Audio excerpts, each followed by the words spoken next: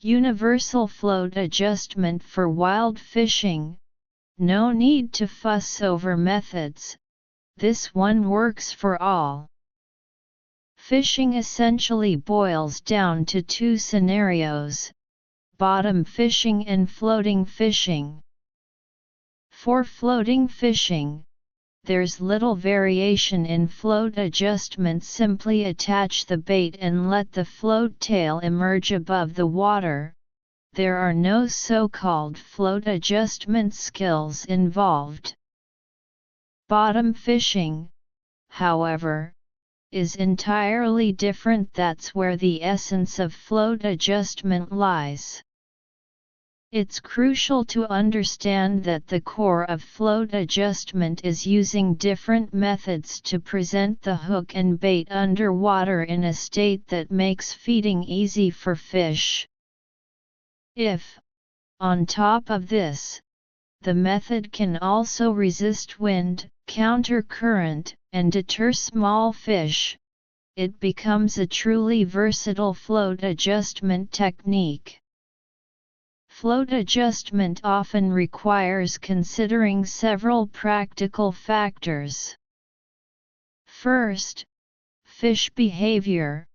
As the saying goes, more catches come from bottom fishing. For casual wild fishing, bottom fishing is the primary focus, with floating fishing as a supplement, since most fish feed at the bottom. Even some mid-upper layer fish will feed near the bottom if the water isn't too deep. Second, objective conditions: wind strength, current, and the number of small fish. These factors mean that while there are many float adjustment methods, few are suitable for casual wild fishing. Third, bait weight. It's essential to understand the relationship between bait weight and float adjustment. Otherwise, the hook might not reach the bottom, or you might catch fish without understanding why. Understanding the connection between bait and float adjustment allows you to fine-tune the fishing depth while knowing the underwater state of the hook and bait, identifying which state yields the highest catch rate. If you need to change tackle or bait, you can quickly revert to that high-efficiency state.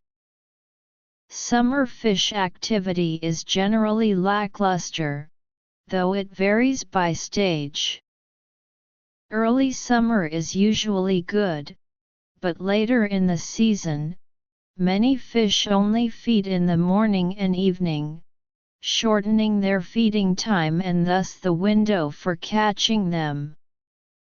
No matter how skilled you are, you can only catch fish during these brief periods. For summer fishing, there's no need to overcomplicate float adjustment.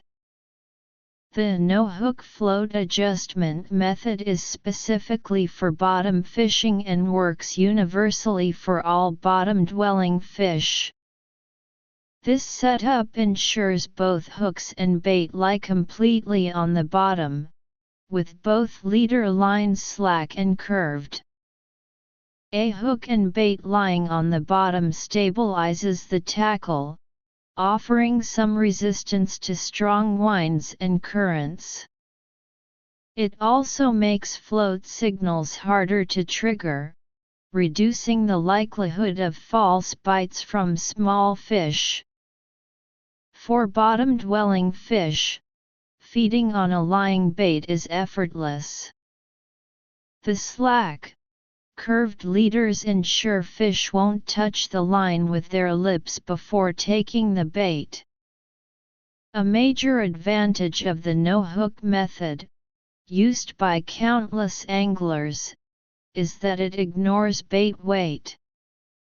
Whether using rice grains or dough balls, Switching between baits of drastically different weights doesn't require readjusting the float. The underwater state of the hook and bait remains unchanged. Changing bait is extremely common in wild fishing, regardless of the season.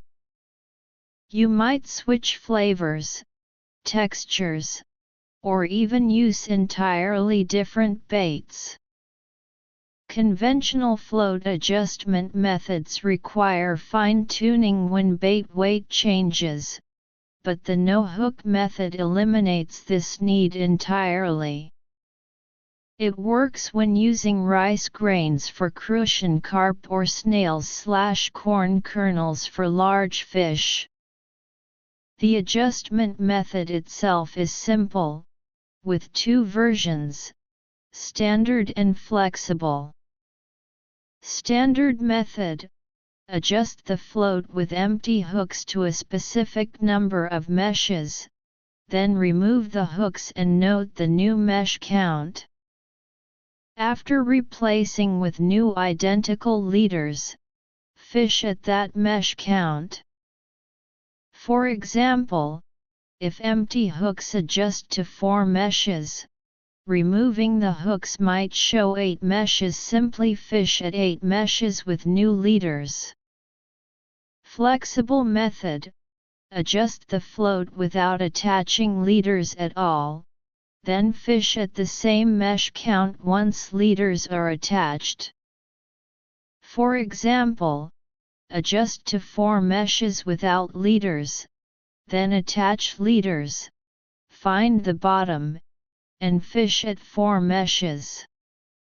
The difference between the two methods lies in whether they account for the weight of the 2 leader lines, without hooks. For small fish, this can be ignored since the leaders used are very thin.